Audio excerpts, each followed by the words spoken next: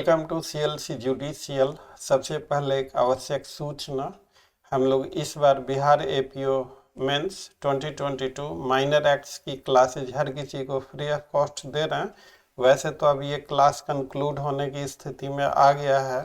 कल हम लोग इसे डॉरी प्रोहिबिशन एक्ट का लास्ट कुछ सेक्शंस बचे हुए हैं वो भी कंक्लूड हो जाएगा और उसके बाद कुछ CRPC का सिलेक्ट टॉपिक प्लान कर रहा है।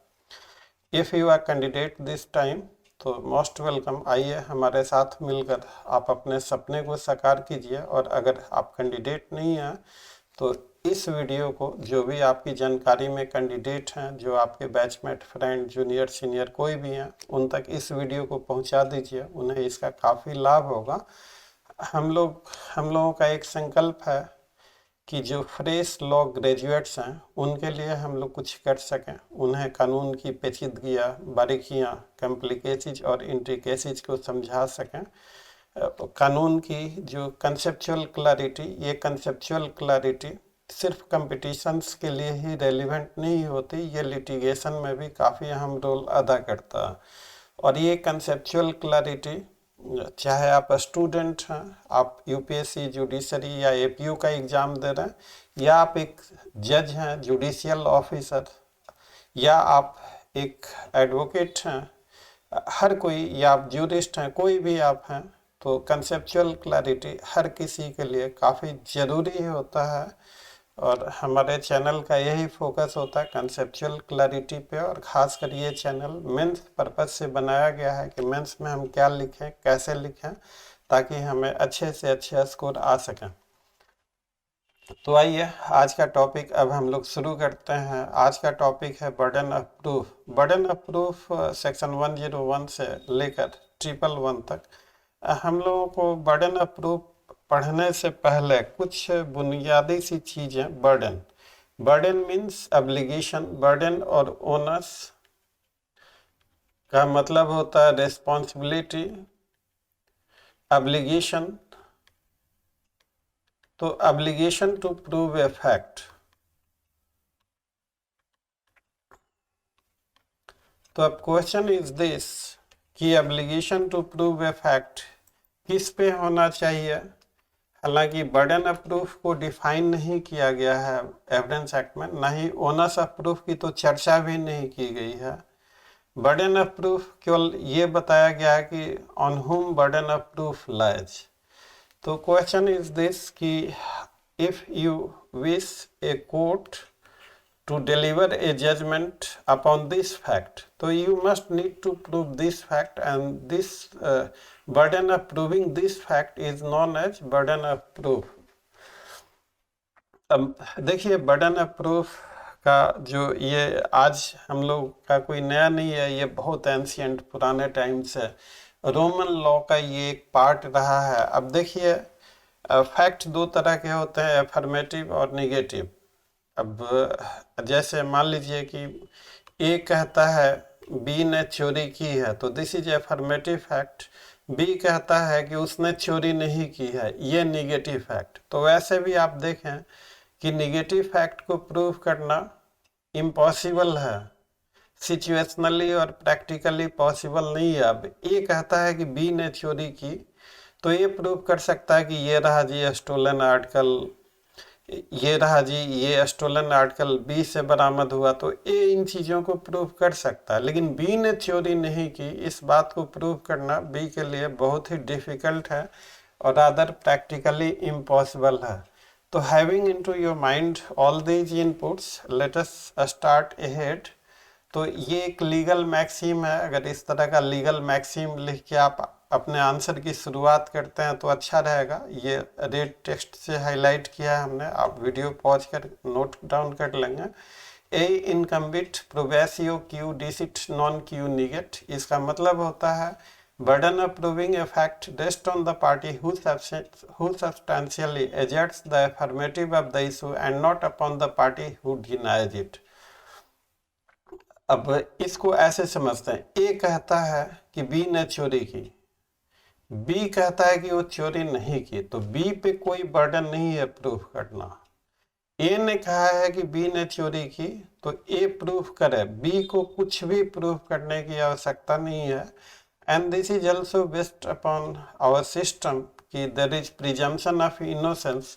तो to prove the guilt of the accused beyond reasonable doubt, it is duty of the prosecution, this is burden of the prosecution, this is obligation of the prosecution to prove the guilt of the accused beyond reasonable doubt।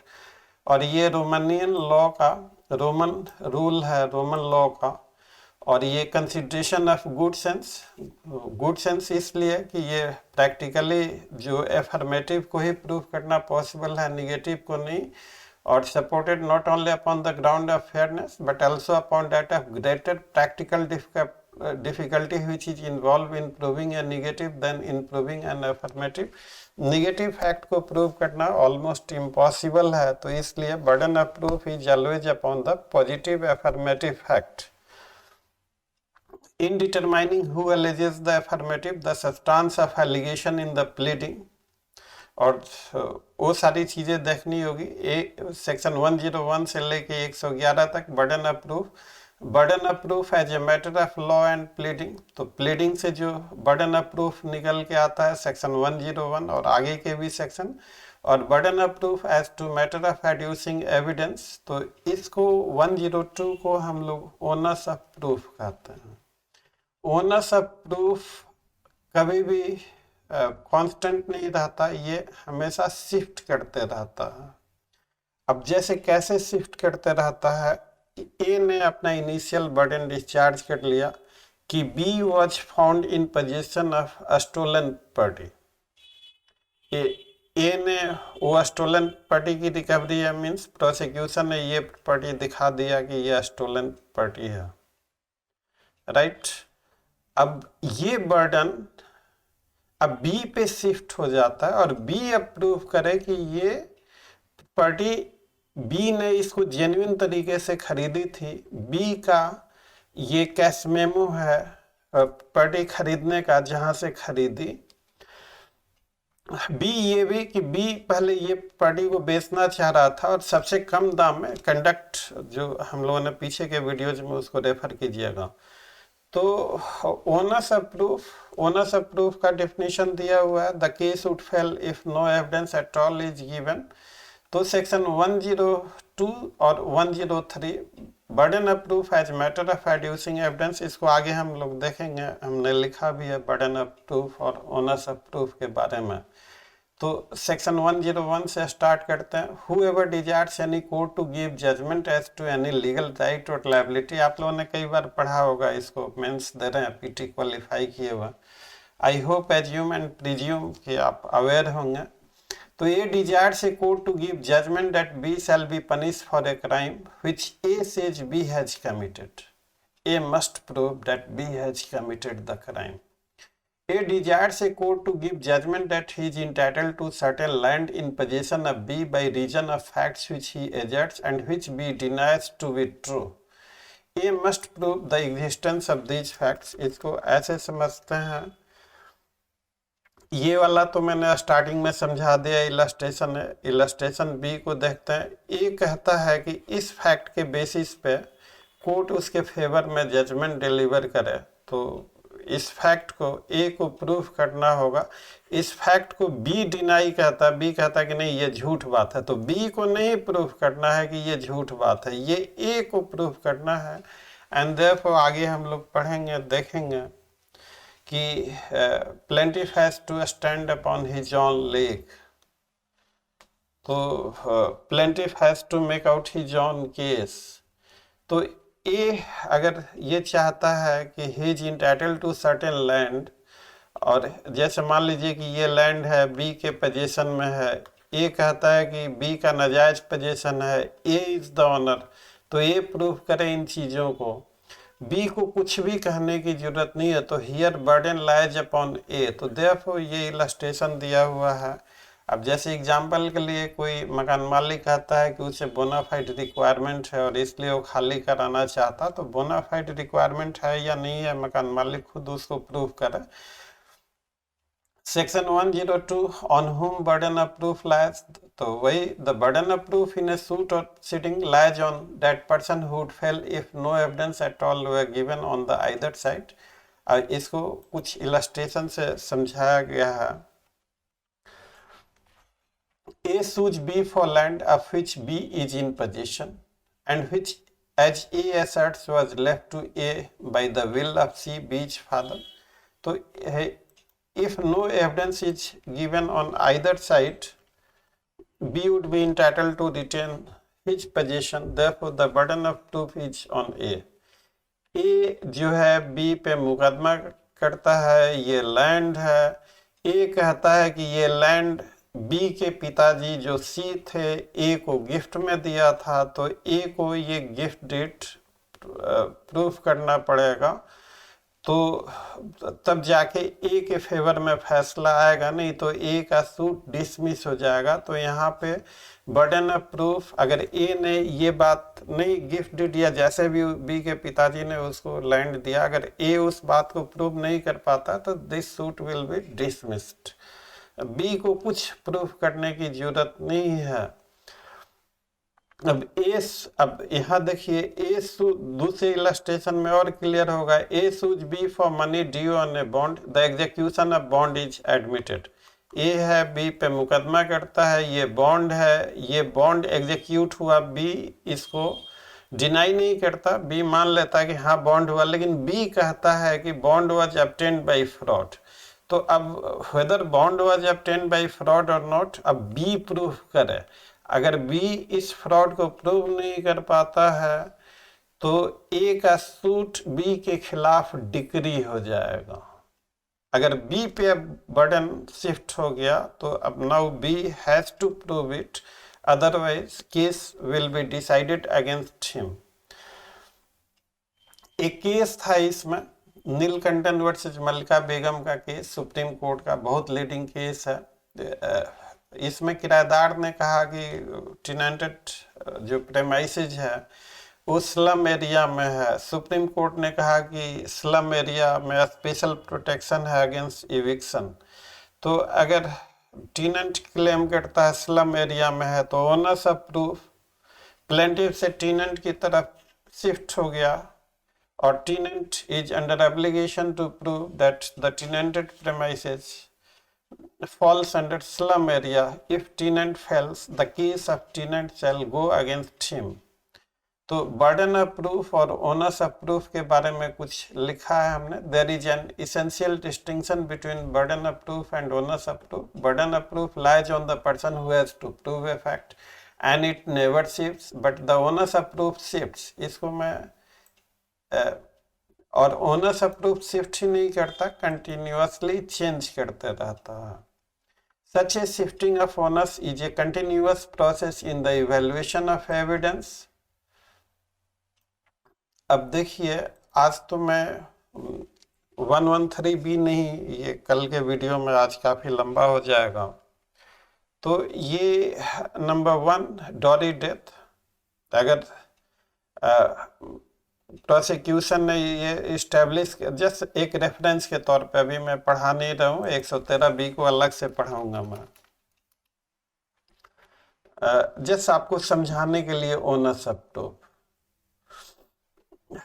देखिए number 1, मान लीजिए, या dowry death को हम हटा ही देते हैं, उसके लिए अलग से मैं जब बताऊंगा, ये दूसरा कोई इलस्ट्रेशन ले लेते हैं।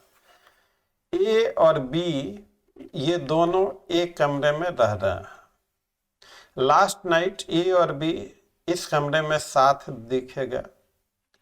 मॉर्निंग में बी की डेड बॉडी मिलती है, ए फरार।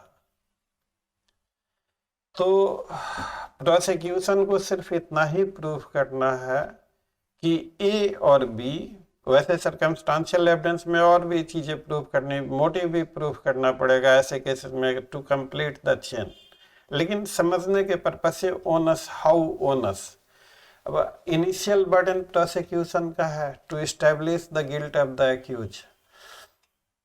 तो प्रोसिक्यूशन ने एस्टेब्लिश कर दिया कि ए और बी साथ रहते थे, इनकी आपसी रंजिश थी, कोई मान लीजिए प्रॉपर्टी की रंजिश थी।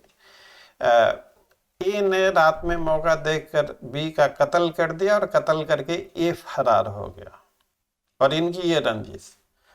अब चूंकि ये फैक्ट प्रूव है कि ए और बी साथ रहते थे, कत्ल के बाद ए फरार है, तो now onus shifts on A to explain the circumstances how death of B was caused। अगर ए कोई एविडेंस नहीं दे पाता, ए अगर कोई एविडेंस नहीं दे पाता तो बी के डेथ के लिए उसको रेस्पॉन्सिबल माना जाएगा, and this is what owners approve.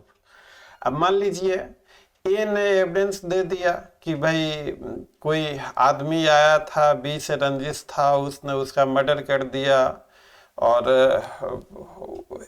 ए जो है डर के मारे फरार है। तो अब फिर ए उस आदमी को बताया, वो आदमी पकड़ा है, मतलब तो इस तरह से ये continuous, this is a process of continuous shifting through out the case, through out the proceeding. तो इससे ज़्यादा इस वीडियो में नहीं, बर्डन ऑफ प्रूफ और ओनर्स ऑफ प्रूफ बहुत बड़ा है। मैं बिहार जुडिशियल एकेडमी में इस टॉपिक को पढ़ाया भी था, burden of proof, onus of proof। So thus in a criminal case, once the prosecution has satisfied that the court of the fact that accused committed the crime of which he is charged, the onus is shifted to the accused to show as to why he should not be punished for it। इसको एक और दूसरे उदाहरण से भी समझते हैं।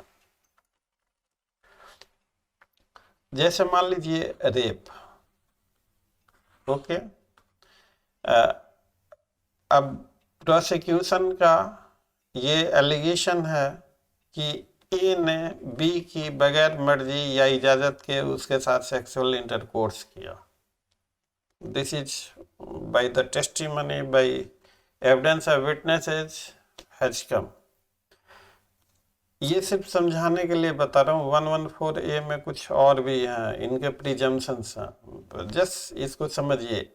ये ए पे इस्टेब्लिश हो गया कि this was a sexual intercourse against the permission, against the wishes of B.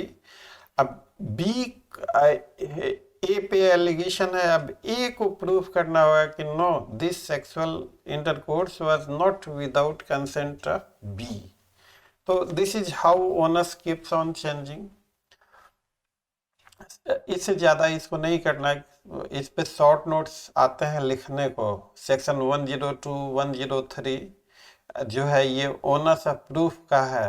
एक आप 102 का एग्जाम्पल दीजिए और एक 103 का एग्जाम्पल दीजिए। Burden of proof as to particular fact, the burden of proof as to any particular fact जो कहेगा उस पे होगा। A prosecutes B for theft, और ए का केस है कि बी ने जो है चोरी एडमिट किया था सी के पास। A must prove that admission.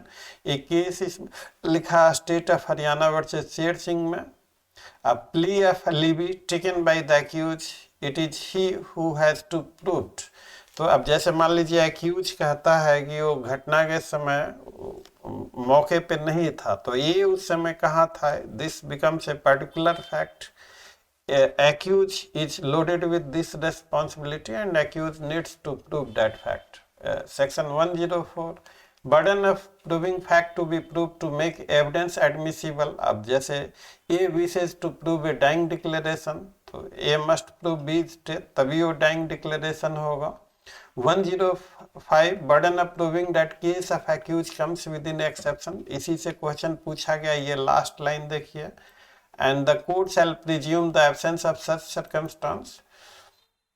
105 से तो जो जनरल डिफेंसेज हैं, जो जनरल एक्सेप्शंस हैं, तो if the case of accused falls within some exception, तो एक्यूज का बर्डन होगा उन एक्सेप्शंस को प्रूव करना। आज का एमसीक्यू हम लोग कर लेते हैं यहीं पर। तो इसका आंसर होगा shall presume absence of such circumstance, C. आप लास्ट लाइन पढ़ेंगे तो ये आपको मिल जाएगा। और मेंस और इंटरव्यू का क्वेश्चन हम लोग अभी करेंगे। 105 हो गया। 106 में हम लोग आते हैं burden of proving fact specially without knowledge. अब मान लीजिए कि यहाँ पे जो स्पेशल नॉलेज का फैक्ट है with in knowledge of a person, तो उस पे है। अब मान लीजिए कि सर्कमस्टांशियल एविडेंस के केस में ए और बी दोनों साथ में सोए, ए फरार है, बी की डेड बॉडी तो भाई मिलती है, तो अब ए बताया कि वो क्यों फरार हुआ, किस तरीके से फरार हुआ, बी की डेथ किन सर्कमस्टांसेज में हुई, तो ये सारी चीजें जब कंप्लीट आएंगी तो कोर्ट के सामने सच क्लियर होगा। तो therefore section 106 burden of proving fact specially with in knowledge, तो जिसके नॉलेज में होगा वो प्रूव करेगा। Illustration, A charge with travelling on A railway without A ticket, तो अगर ए कहता है कि उसके पास वैलिड टिकट था तो ए प्रूव करे उस फैक्ट को।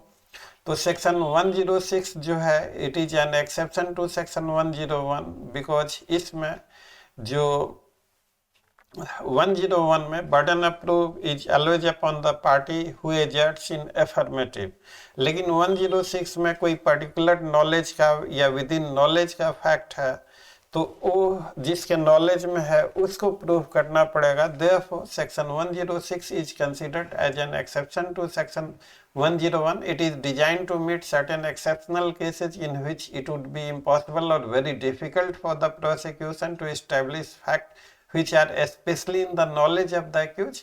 If a person is found in possession of a stolen property immediately after the theft and he claims that there was no intention to receive a stolen property, he must prove that fact, for that fact is especially within his knowledge.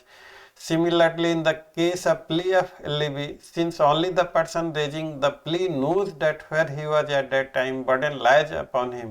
इसमें case है state of Punjab versus Karnail Singh का। If facts within the special knowledge of accused are not satisfactorily explained by the accused, it would be a factor against him, though by itself it would not be conclusive of his guilt. इसको note down कर लीजिए। 107 में burden of proving death of person known to have been alive within 30 years, normal expectancy है death का, general presumption of continuity of the thing, मजाक मजाक में Newton का first law, continuity of the thing, law of inertia. तो अब जो भी है तो नॉर्मली प्रिज्यूम किया जाता है कि जो आदमी जिंदा है तो जिंदा ही है, पिछले 30 सालों के अंतर्गत उसे अगर जिंदा पाया गया तो प्रिज्यूम किया जाएगा, जिंदा ही प्रिज्यूम किया जाएगा अनलेस कंट्ररी इज प्रूव्ड। अब लेकिन कोई आदमी कहता है कि वो डेड हो गया, तो जो कहता है कि डेड हो गया उस पे होगा। और अगर कोई आदमी विद इन 7 years तक हैज नॉट बीन हर्ट, तो वैसी स्थिति में अगर 7 साल तक किसी का पता नहीं है कि वो कहाँ है तो उसे डेड प्रिज्यूम कर लिया जाएगा। लेकिन अगर कोई आग कहता ना ना ना ना वो जिंदा है, तो जो कहता है जिंदा उस पे प्रूव करना। तो this is section 107, 108। There is a general presumption of continuity of things. Section 107 provides that when a person is shown to have existed within the last 30 years, the presumption is that he is still alive, and if anybody alleges that he is dead, he must prove that fact. This presumption is, however, not a very strong one. उतना strong नहीं माना जाता। According to section 108, if a person is not heard of 7 years, the presumption is that he has died, and if anybody alleges that he is still alive, he must prove that fact. Thus, even 7 years absence creates rebuttable presumption of death. और ये सारे presumption rebuttable है। presumption का कल या परसों में 1-2 दिन में हम बनाएंगे वीडियो आपके लिए। 109 burden of proof as to relationship in the case of partner, landlord and tenant. When the question is whether persons are partner, landlord, tenant or principal agent, it has been shown that they have been acting as such. The burden of proving that they do not stand or have ceased to stand to each other in those relationships respectively is on the person who affirms it. मान लीजिए कि मकान मालिक किराएदार का relation है। पहले किराएदार तो अपने मकान मालिक को किराया देता रहा, बीच में देना बंद कर दिया। अब किराएदार कहता है कि ये मेरा मकान मालिक नहीं है, तो अब किराएदार इसको प्रूफ करे कि अगर ये मालिक नहीं है तो who is the owner. Section 1110 ownership, ये पोजीशन, आप कब्जा सच्चा बाकी सब झूठा, ऐसी बहुत सारी चीजों से अभी आप जैसे जैसे प्रोफेशन में आगे को बढ़ेंगे तो बहुत सारी चीजें आपको मिलेंगी। तो burden of proof as to ownership. So when the question is whether any person is owner of anything of which he is shown to be in possession, the burden of proving that he is not the owner is on the person who affirms that he is not the owner. तो जो कहता है तो उस पे होगा। अब मान लीजिए मेरे पास मोबाइल है, मैं इसे यूज कर रहा हूँ मोबाइल को, आप कहते हैं कि मैं इस मोबाइल का ओनर नहीं हूँ, तो स्वाभाविक है कि आपको प्रूव करना पड़ेगा कि who is the owner of this mobile. So when a person is in possession of anything as owner, the burden of proving that he is not owner is on the person who affirms that he is not the owner. This section gives effect to the principle that possession is prima facie evidence of a complete title. मैंने हालांकि हर case में ऐसा नहीं होता, फिर मुझे कहना पड़ेगा लॉ सब्जेक्ट है किंतु परंतु का, लेकिन रात को 1:30 बजे मत मैसेज कीजिएगा, मैं सो जाता हूँ उस समय। तो खैर एनीवे लॉ सब्जेक्ट ही है किंतु परंतु का। जितना आप इस पे सोचेंगे, विचार करेंगे, डिस्कस करेंगे, अंडरस्टैंडिंग उतनी स्ट्रांग होगी, उतनी ही अच्छी होगी। तो अपोजिशन भी कई तरीके का होता है, constructive position, actual position, physical position, legal position, symbolic position, adverse position. मैं जब सिविल लॉ का सीरीज बनाऊंगा तो उसमें ये सारी चीजें बताऊंगा आपको। The possession contemplated is the actual physical possession. Further section 110 is not limited to immovable party, applies to movable party also. एक केस था इसमें, chief conservator of forest versus collector, supreme court का। इसमें जो एक आदमी पोजीशन में था काफी दिनों तक, और उसने जो प्लेंटिफ क्लेम टू बी पट्टेदार of land in question, proving long and peaceful enjoyment of land. It was held that though there was no proof of conferment of पट्टा साबित नहीं हो पाया, लेकिन कंटिन्यूअस पोजीशन से उसका कब्जा माना गया। A presumption of ownership arose in favour of the plaintiff. 111 proof of good faith in transactions where one party is in relation of active confidence, where इसको थोड़ा मैं ऐसे कर दूं, where there is a question as to good faith of a transaction between parties, one of whom stands to the other in a position of active confidence. The burden of proving the good faith of the transaction is on the party who is in the position of active confidence. Active confidence में एक dominant position में होता है, तो good faith का जो burden है या अनड्यू इन्फ्लुएंस का आप देखेंगे तो दो कॉन्ट्रैक्ट लॉ के अंतर्गत, कॉन्ट्रैक्ट से मैं इसे कंफ्यूज नहीं यहाँ पे करा, कॉन्ट्रैक्ट का हम कॉन्ट्रैक्ट में देखेंगे। यहाँ good faith of the transaction, the burden would lie upon the person who is into the active confidence. A good faith of a sale by a client to an attorney is in question in a suit brought by the client. The burden of proving good faith of the transaction is on the attorney because attorney is into the position of active confidence. The good faith of a sale by a son just come of age to a father is in question in a suit brought by the son. The burden of proving the good faith of the transaction is on the father because father at that time is into active confidence. Relations of trust and confidence is a fiduciary relation, include those of parent and child, lawyer, client, a spiritual guru and his follower, principal and agent, partner and firm, doctor and patient, persons in authority and those over whom he exercises authority. In all such cases, the law imposes the duty of good faith upon the person occupying the position of trust and confidence, and he will have to prove that he acted in good faith before he can enforce the transaction against the other party.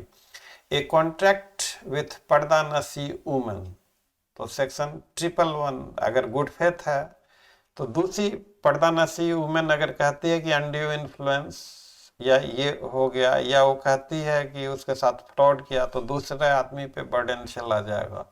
और ये Equitas principal पे based है, principle of equity. जो भाई dominant position में रहेगा वही साबित करे, जो कमजोर वाला नहीं करेगा।